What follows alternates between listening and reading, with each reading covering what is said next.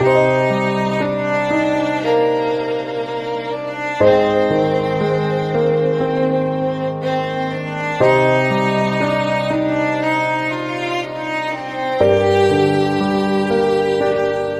Yesu Kristo asifiwe. Karibu katika Shuhuda za Kweli, na leo tunaendelea na sehemu ya 6 ya ushuhuda wa Siza. Katika ushuhuda huu ataelezea jinsi Bwana Yesu atakavyowawajibisha watu kwa nafsi zile walizokabidhiwa kuzitunza. Nataka kukuambia kuwa nimekuwa na hofu kidogo kusema haya yote, kwa sababu si rahisi kuja na kukwambia mambo haya yote, lakini ni muhimu kwako kuelewa na kuisikia sauti ya Mungu. Karne hii na kizazi hiki ni kipotofu zaidi kuliko kizazi cha Sodoma na Gomora. Ndugu, kwa wakati huu ni baraka kushiriki nanyi tukio ambalo Bwana amenikabidhi kwa ajili ya watu wake. Wakati huu nataka kusisitiza, sitafuti umaarufu, sitafuti ukuu, natafuta tu kuliinua jina la Bwana Yesu Kristo. Jina langu ni Siza Sandovo. Nitashiriki nawe tukio ambalo Bwana alinionyesha tarehe 27 Agosti 2020. Ni tukio zuri sana kwa watu wake. Nilikuwa nikiomba katika uwepo wa Bwana karibu saa 3 asubuhi, wakati Bwana alinishangaza. Na nilianza kuona kitu cha kushangaza sana. Nilianza kuona ulimwengu wa kiroho ambao aliniruhusu kuuona wakati huo. Nilijiona nikiwa nimepiga magoti sebuleni ambapo mwanga ulikuwa ukiingia. Ulikuwa ni mwanga mkali sana. Haraka nikaona kwamba hapakuwa na mwalimu mmoja wa mwanga tu. Niliona wahusika wawili katika miali miwili ya mwanga. Na ndani ya sehemu ile ulijaa mwanga. Nilishikwa na macho na kuona viumbe viwili vya mwanga. Niliona mwanga huu mkali sana ambao ulikuwa kwenye mwendo kushuka sebuleni. Wakati huo wahusika hao wawili waliniambia kwa sauti moja, sijawahi kuona kitu kama hicho. Bwana Yesu Kristo na Roho Mtakatifu walikuwa kwenye nuru mbele yangu. Bwana aliniambia kwa sauti yake ya mshangao ambayo ilikuwa kama maji mengi. Sauti ya Bwana ilinguruma kama radi na umeme. Nilifikiri ningeangamizwa na sauti kuu ya Bwana ambayo ilikuwa ya kulipuka, na wakati huo ilijaa huruma. Kwa sauti ya ngurumo Bwana akaniambia, Siza, mtumishi usiyefaa, unafanya nini kwa ajili yangu huko duniani? Nimekuonyesha uzoefu kama huu. Kukutana nawe haimaanishi kwamba tayari wewe umeokoka. Nilifikiri ningeangamizwa kwa sauti ya kulipuka na kunguruma ya Bwana iliyokuwa ikiongea nami. Nilikuwa mtumishi mnafiki na nisiyefaa. Wakati huo nilikuwa nikipiga magoti na kusujudu chini na kulia. Sikuweza kufanya chochote isipokuwa kulia.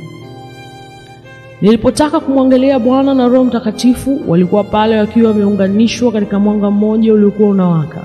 Roho Mtakatifu na Bwana Yesu walikuwa ndani ya mwanga ule wa duara. Walibadilisha usemi wao kwa sauti tofauti.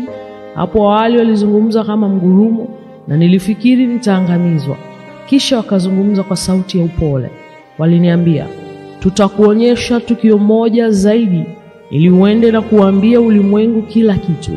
Ulimwengu mzima lazima uelewe kwamba hakuna mtu anayeweza kumdhihaki Mungu. Naye Bwana akaniambia, sasa inuka chini, mtumishi usiyestahili. Utauambia ulimwengu kile nitakachokuambia. Wakati huo nilijisikia vibaya sana. Nilianza kutazama miguu ya Bwana, viatu vyake vyema sana. Nami nikaona miguu ya Bwana ikiwa na matundu, jinsi alivyochomwa, na miguu yake iling'aa. Nami nikasema, hakika huyu ndiye mwana kondoo wa Mungu aliyechinjwa, yuko mbele yangu akiniambia mafumbo. Biblia inasema katika Yeremia 33 na mstari wa 3, niite nami nitakuitika, nami nitakuonyesha mambo makubwa magumu usiyoyajua.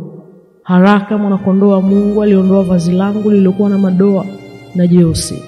Nataka kuambia kwamba hivi majuzi nilihisi kwamba kwa sababu tu nilikuwa na matukio mawili na Bwana, nilijiona sina haja ya kwenda kanisani na kukusanyika pamoja na ndugu zangu. Nilifikiri sihitaji kuomba na kufunga kwa sababu mimi nimeokoka. Nilichukuliwa na Bwana na akanionyesha mbingu na kuzimu. Nataka kukwambia, Ndugu, huu ulikuwa ni udanganyifu mkubwa zaidi. Nilikuwa nikisema Bwana alikuwa amenionyesha mbingu na kuzimu, hukumu za Mungu zinazokuja duniani. Tayari nimeokolewa kwa sababu ya kuonyeshwa hayo. Hiyo ilikuwa ni kosa kubwa ambalo mwanadamu anaweza kujiambia. Ndugu, neno la Mungu linasema pasipo imani haiwezekani kumpendeza Bwana, na inatupasa kutubu na kuwa watakatifu ili tuweze kumwona Bwana. Bila utakatifu hakuna mtu atakayemwona Bwana.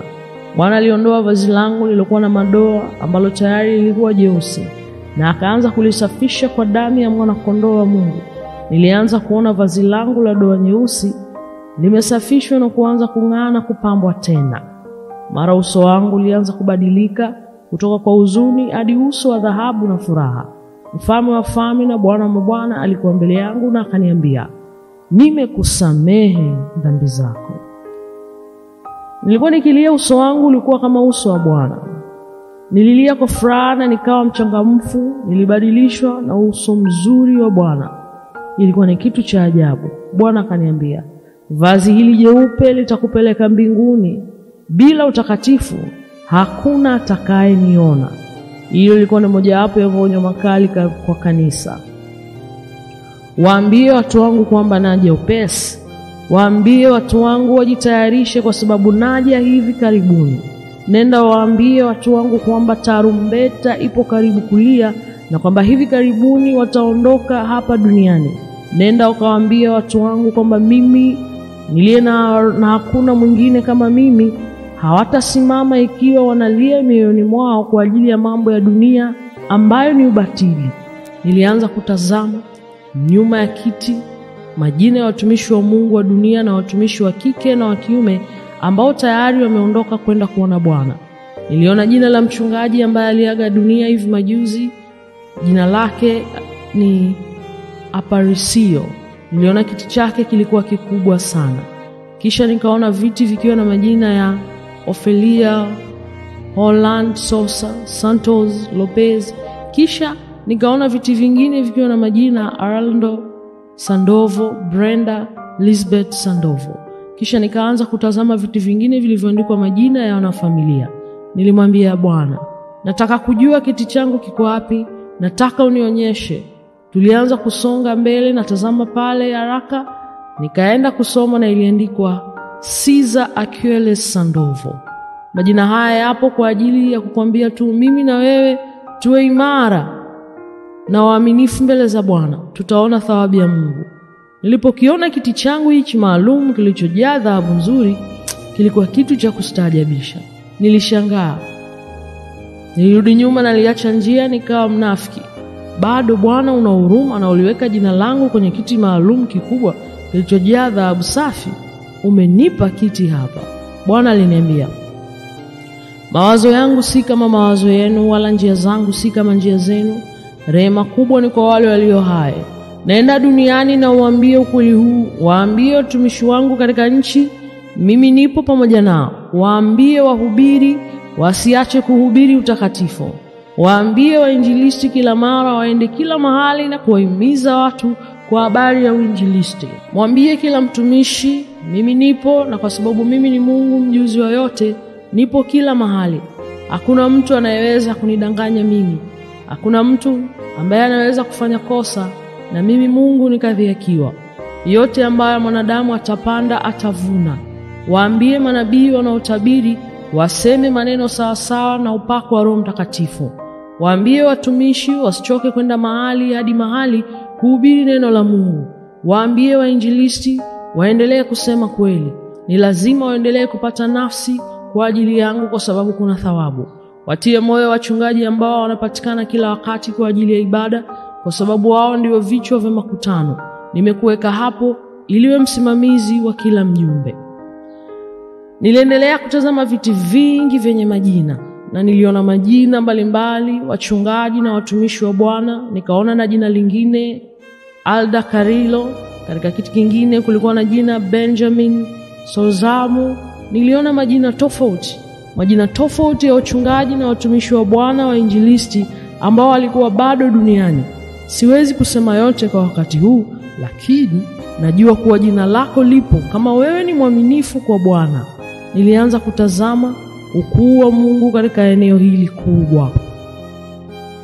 Kisha Bwana akasema, nina jambo lingine la kukuonyesha. Hivi majuzi kaka yangu alikuwa ameoa, lakini mkewe mimba yake ilitoka. Bwana aliniongoza hadi mahali ambapo niliweza kuona watoto wengi wakicheza, na niliona tuko mbele ya msichana katika paradiso. Nilianza kumtazama msichana mrembo sana. Alikuwa ameshika mkono wa msichana mwingine walipokuwa wakicheza kwenye paradiso ya Mungu. Nywele zake zilikuwa zimenyooka na kufika chini ya kiuno, na nilitazama nguo zake nyeupe, na alikuwa akitabasamu sana. Alipotuona alianza kukimbia na kutukumbatia.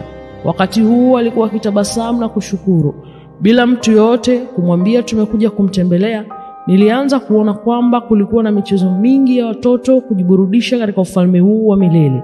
Kulikuwa na watoto wakiburudika mahali hapo mbinguni, kwa sababu hakuna mahali pa watu kuwa na huzuni. Bwana akaniambia yeye ni nani. Alikuwa mwenye upendo sana, akitabasamu, na akaniambia, huyu ndiye ambaye alitakiwa kuwa binti wa kaka yako. Nenda kamwambie kaka yako kwamba binti yake yuko hapa penye furaha. Tulipoachana Bwana alisema, nimewapa watu wangu maono, mafunuo, na wanataka kubaki mahali hapa kila mara wanapokuja hapa. Lakini nikasema hapana, kwa sababu inawabidi warudi duniani na kusema kila kitu ambacho wamekiona hapa. Nakwambia, huwezi kukaa mahali hapo, kwa sababu ni lazima uende kutangaza ujumbe huo. Kinachoniumiza mimi ni kuona kutojali kunatokana na watu wangu. Neno langu linasema watu wangu wanaangamia kwa kukosa maarifa, na hii inaendelea kuwaathiri watu wangu.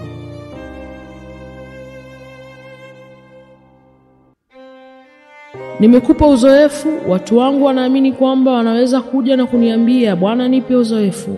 Wanaomba kwa ajili ya hilo, lakini si kwa ajili ya utakatifu.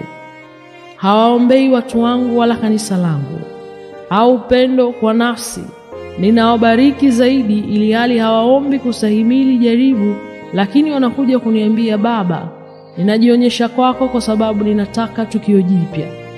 Watu wangu hawajali, watu wangu wamebadilika, na ni yale yale yaliyotokea kwenu, lakini sitaki muendelee na hali hiyo ya kutokujali. Wanaokwenda motoni kwa sababu ya kutokujali ni watu wangu. Mjumbe na mlinzi lazima awe mtakatifu, lakini wengi hawaombei watu wangu. Hakuna upendo kwa roho zilizopotea. Wewe sio mwombezi. Kanisa linashindwa kusali ili kukabiliana na majaribu yanayokuja katika ulimwengu huu.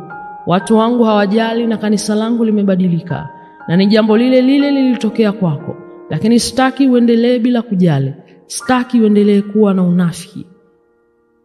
Angalia ni roho ngapi zinapotea. Nafsi nyingi zinaenda kuzimu kwa sababu ya kutokujali kwa watu wangu. Mimi ni sawa na jana, leo, na nitakuwa vile vile karne na karne. Lakini kutokujali kwa watu wangu hakunifanyi niwe pamoja nao. Hakunifanyi niende na kuponya wagonjwa. Hakunifanyi niende na kumwaga upako wangu juu ya watumishi wangu. Ikiwa watu wangu duniani wanaenda kwenye ubatili, waambie watu wangu warudi kwenye njia za kale. Kwa sababu mtu amepata uzoefu au maono au ufunuo, haimaanishi kuwa ameokolewa tayari. Kwa sababu neno langu linasema kwamba utakatifu, hakuna atakayeniona bila utakatifu. Ni kweli kwamba uzoefu hubadilisha maisha ya mwanadamu. Inaweza pia kumbadilisha kuwa mbaya, na anaposema niliona mbingu na kuzimu na tayari nimeokoka, tayari nimefika. Kukuleta mahali hapa haimaanishi kuwa unafaa kuinuliwa. Ina maana ujinyenyekeze, unitafute zaidi, usichangamke kama walivyofanya wengi na kutaka kuwa maarufu kwenye vyombo vya habari. Wamebadilika kwa sababu ya kujishughulisha na teknolojia ya sayansi ambayo leo ni uharibifu.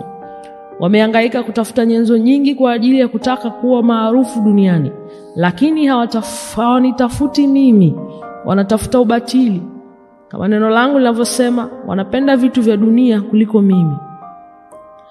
Nina mambo makuu kwa ajili yako. Hata hivyo, siku utakapoacha kuhubiri utakatifu, siku utakapoacha kuhubiri kweli na kubadilisha neno langu kuwa injili ya mafanikio ambayo inawapeleka watu kuzimu, siku hiyo upako wangu na Roho Mtakatifu wangu vitatoka. Lakini maadamu unaihubiri kweli, utakatifu na yaliyoandikwa katika neno langu, nitakuwa pamoja nawe popote uendapo, nami nitakuwa pamoja nawe popote utakapokuwa, na roho yangu itakuwa pamoja nawe, kwa sababu mimi ni mtakatifu. Nitakuwa mtakatifu daima. maneno haya yalisikika na kujirudia ndani yangu. Nikasema, Bwana, nisamehe kwa sababu nimeshindwa. Bwana akasema, ninaomba tu kwamba ujue jinsi ya kuchunguza maisha yako. Bwana alikuwa na rehema na alinipa kufanya uchunguzi na tathmini ya kutembea kwangu pamoja naye. Si rahisi kwa Mungu huyo anayekupa kazi kuja kukuita mtumishi ambaye hufai. Akauliza, unafanya nini kwa ajili yangu hapa duniani? Nilifikiri nilistahili ufalme na kwamba nimefika katika hali ya ukamilifu.